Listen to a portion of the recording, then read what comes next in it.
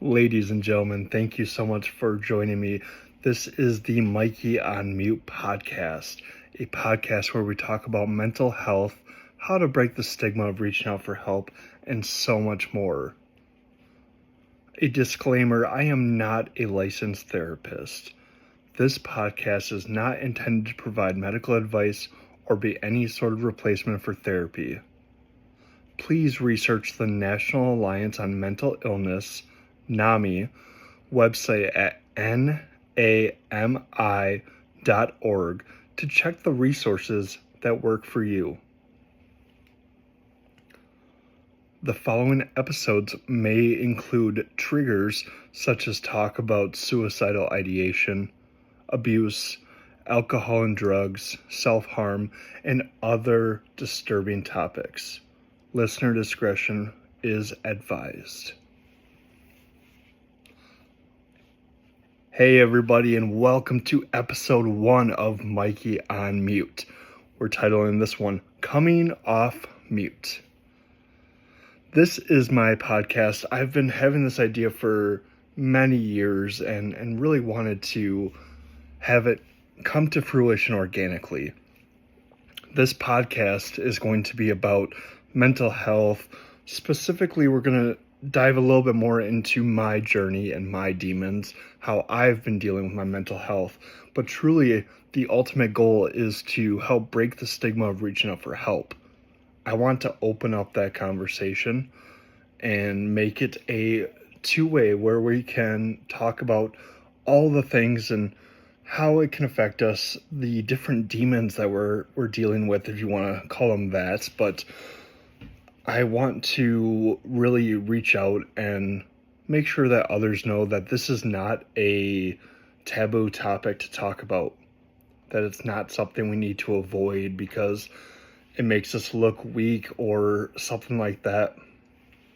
Truly reaching out is a sign of strength, and admitting that you need some help and some resources, that's huge. So if you ever find yourself at that point, make sure that you give yourself the time to really understand that you are doing what's best for yourself by reaching out for help. I like to say you wouldn't ignore a broken leg and just say, nope, I'm going to tough it out and get through. So why do we take that approach to mental health? Why do we want to pretend that things are okay and everything isn't going into some kind of spiral or something like that? So just to please others and somehow seem okay, it doesn't seem to make a whole lot of sense when you think about it, when you break it down. As I stated, this podcast is going to be a mix of my personal journey and a conversation of others. I want to really get that conversation flowing organically, and it's going to start with me talking a little bit about my journey, and hopefully it can resonate with others and open up an organic conversation, really. A little bit about me. My name is Mikey On Mute. My pronouns are he, him. I'm 35 years old. I have been on my journey to work on my mental health for about the last 5 years, roughly. And I have been in a few different situations when it comes to mental health, as far as dealing with it the incorrect ways. I've had some experiences where I tried to go about it the correct way and it didn't quite get me there. And it's really a continuing journey. And so I want to make sure that everyone understands that there are ebbs and flows to this. There is no right or wrong way, and any steps you're taking forward, that's a victory. I learned in one of my treatments that you never quite go back to square one. I know that we like to be hard on ourselves, and as soon as we trip and stumble, then we start to say, oh no, I'm going back to square one. But realistically, that's not true. You can't go back to square one because you've now had this new experience. You've learned a new tool or a new perspective. You can't possibly go back to where you were at that point in your life. when you look at it that way, it's pretty exciting that we can't go back to square one. Maybe we go back to square 1.5 or something, but you're never quite back at that start of the race, and you should really take those victories and be proud of them.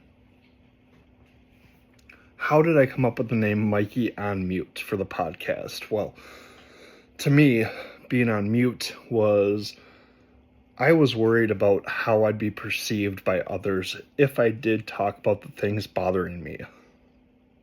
How was it going to look to others or sound to others if I told them that my head is constantly going at about 50 miles per hour, going down 17 different paths, trying to mind read everyone's reaction to me, what they're going to think, and then try to generate some sort of people-pleasing answer that's going to keep them from thinking I'm a weirdo, thinking I'm a freak or something like that. How do I do that? So the solution at that time was I'm going to stay silent. I'm going to stay quiet. So I muted myself.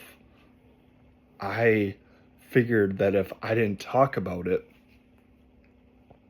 somehow I would be able to go forward, because we're taught at an early age, especially as those of us who identify as men, that we don't show emotion, that we need to be strong for others to hold the whole family together.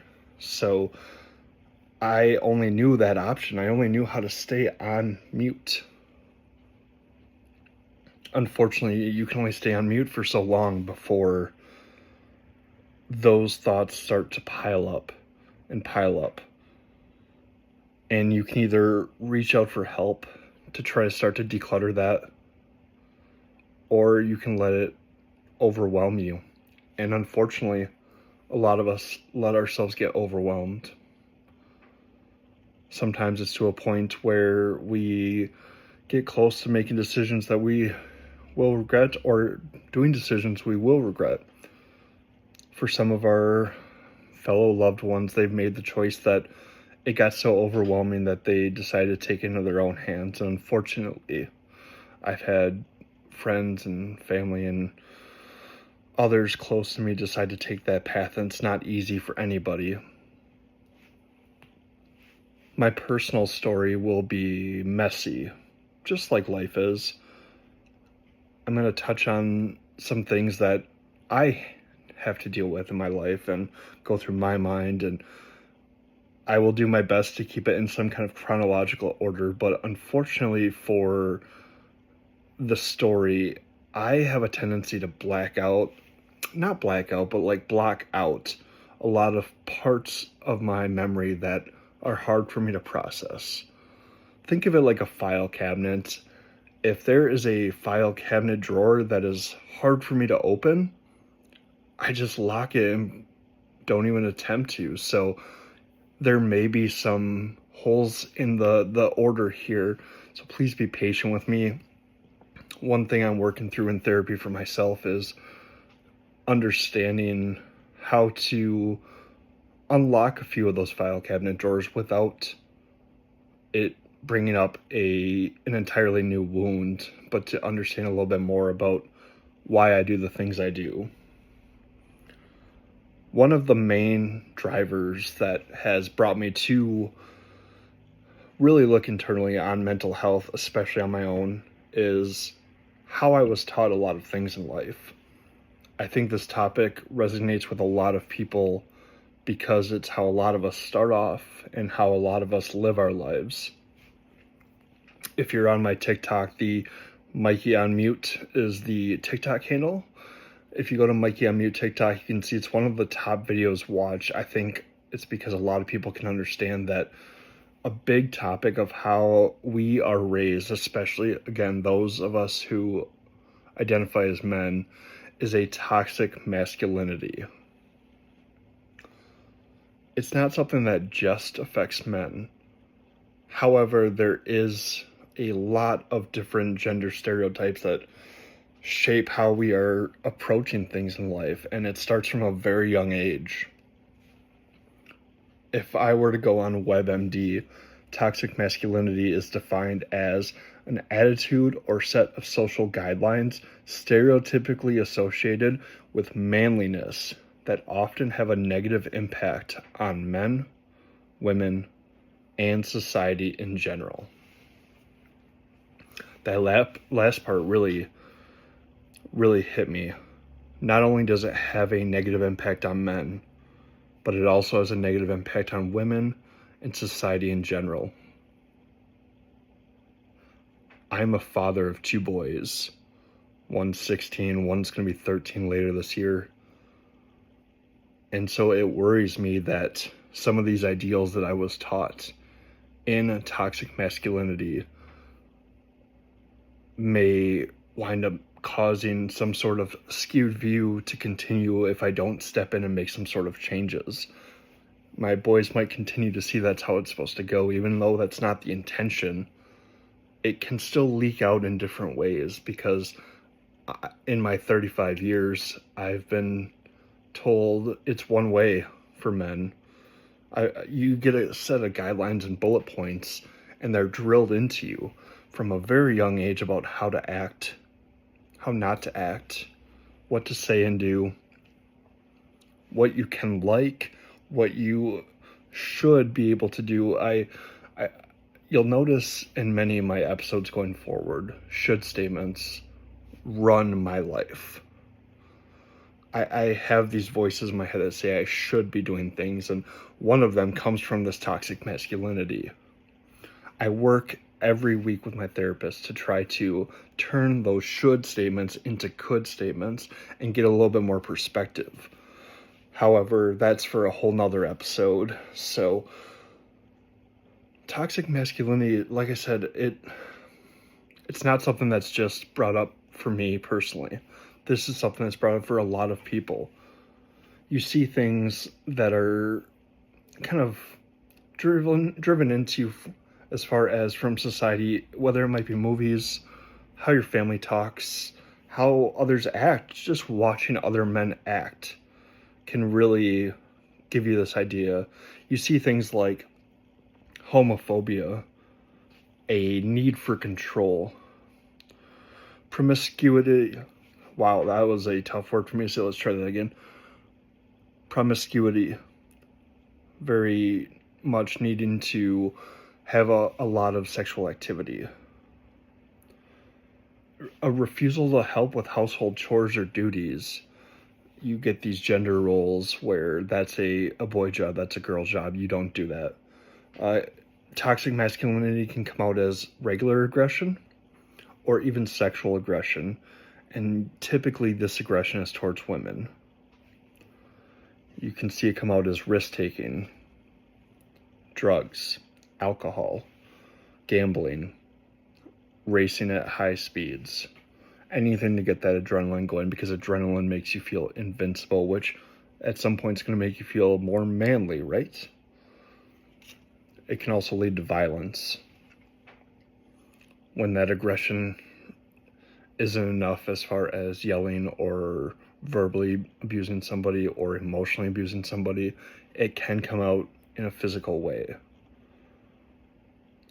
Violence is also used at a young age to teach us sort of a pecking order about how manly somebody is.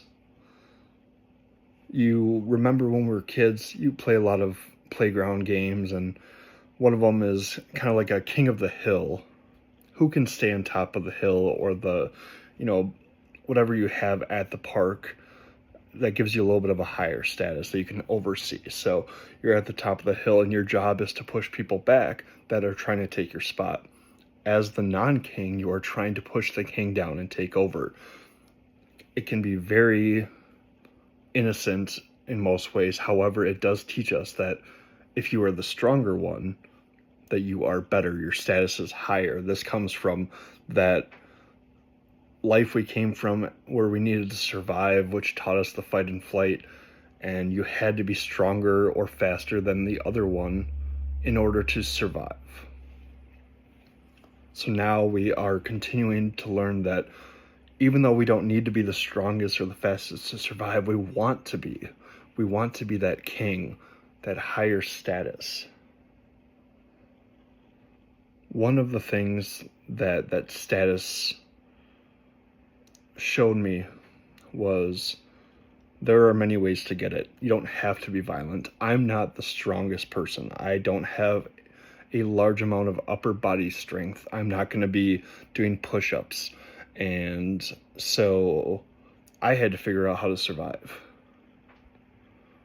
Well, since I couldn't be the strongest, one thing I learned from a very early age from media, from society, from family and friends was that money can buy status. If you can't be the strongest, maybe you could be the richest, have the newest gadgets, be able to go out to eat whenever you want to, have the nicest car, wear the nicest clothes. It brings a status. So you may not be the strongest, but hey, these people look up to me. These people respect me because I have something they don't. And so that's how I was taught from a young age on how to get status. Now, eventually wound up doing things in the wrong way to try to get money and putting myself in a really bad position financially. But I thought I had to do that. As the provider, as the man, I thought everything revolved around whether or not I can buy things. And that stuck with me to this day. It's something I constantly struggle with when I'm trying to understand my worth and my status, and why can't I provide in the right way? Because my mind tells me the right way is to provide money, to buy things, to pay all the bills, take everyone out, and I can't do that. It's not feasible. So my brain tells me I'm not man enough. It lights that comparison fire where maybe I'm not as rich as somebody else. Maybe I can't provide what they need. Then I start looking at the other things, and it reminds me I'm not the strongest. There are others that have bigger muscles, that have better physiques, that can do those push-ups, that can run a mile, everything like that. And suddenly I'm my worst, I'm my own worst enemy in that comparison. Suddenly the status has turned against me. And I feel like we are constantly searching for how to recreate that feeling. And unfortunately, we find a lot of bad vices to try to get that status back. The status becomes, how can we put others down? Because we constantly want to go back to being the king of the hill. So we shove others down, maybe not physically, but with our words, with our actions and behaviors. I have tried to do a lot of diving back into the past to understand why I have all this toxic masculinity inside of me. My brain, and everyone's brain at that point, is a problem solver. It wants to understand the puzzle. And so I've done so much to try to root cause why that toxic masculinity is there. And a big thing I'm learning through therapy is that it's not as important to root cause and find out why something is. However, the bigger solution is to understand and think about, how can we stop this from happening in the future? How do we change that behavior? Because I think a lot of us fall back on, well, that's just how men act. Boys will be boys. We fall back on, oh, maybe if we apologize, everything will be okay. I've done that plenty. What do you mean you don't take me back? I apologized. Well, that's just how men act. You should know better. And these kind of statements where I thought words fixed everything, and they don't.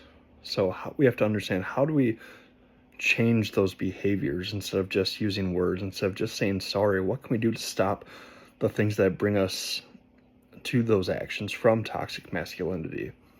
Some things we can do are be aware of the situation around us, be aware of how our actions and words are affecting others. We look at, nonverbal cues, verbal cues. Do the people around you look happy when you're talking or acting that way? We can be open. This is a big thing. It's hard for me to be open. It's hard for me to be vulnerable. You'll hear in a future episode about a time I opened up and was very vulnerable with somebody and it backfired in a big way. So I have to learn that not everyone is going to use your vulnerability as fuel, as ammo. So be more open. Be empathetic. There are so many people struggling with things. You hear the quote all the time that everyone is fighting a battle you know nothing about. Yet we still expect people to behave in a certain way, and we don't give them any sort of leeway or grace. So just be a little empathetic and understand that maybe there's more happening than we can see. Be accepting. We want to accept others regardless of how they identify, what they look like, what they do for work, how much money they have, anything like that. We need to accept people for their actions. Are they a good human being? We want to be a role model. I talked earlier, I have 2 boys. How would I want them to act? So I need to be a role model going forward with my actions and behaviors. Be a good parent, be a good partner, be a good family member, be a good friend. These seem like common sense statements. However, I think a lot of times we forget how to be good at those relationships with people around us. We take them for granted. We get so comfortable with them being around us that we wind up taking things out on them, and that's not fair to them. We need to be more accountable. We need to listen, and we need to make a plan on how to change our behaviors. Again, just accepting that we need to change is great. However, it doesn't do anything until we put it into an action plan. So we really need to understand that we should be listening to hear and not listening to respond. I struggle a lot with the responding. And instead of responding, I typically react. There's usually trigger words that happen or phrases that bring me back to these toxic masculinity things and stereotypes and checklists that suddenly my logical brain turns off and I'm pretty useless at that conversation. I'm not listening to understand. I'm listening to find keywords that I can bark back at, that I can get defensive and reactive to. Anytime there is a call for me to have another perspective, it should be an opportunity for me to grow and learn. And instead, it's typically an opportunity where I just shut off my logical brain and go into defensive how dare you mode. How dare you question me and my actions? And I think it's very typical for a lot of us to get that way. We like to think that we have it all figured out, and unfortunately that's not the case at all. So these are just a few things that we can do to take a step back from toxic masculinity, to start teaching ourselves and others how to act correctly, how to be good humans. And in turn, that's going to create good men, good people in this world. I really want to thank you all for joining me for this first episode of Mikey on Mute.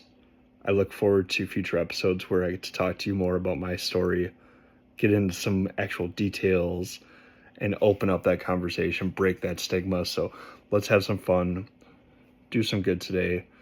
And until next time, this is Mikey going back on mute. Thank you.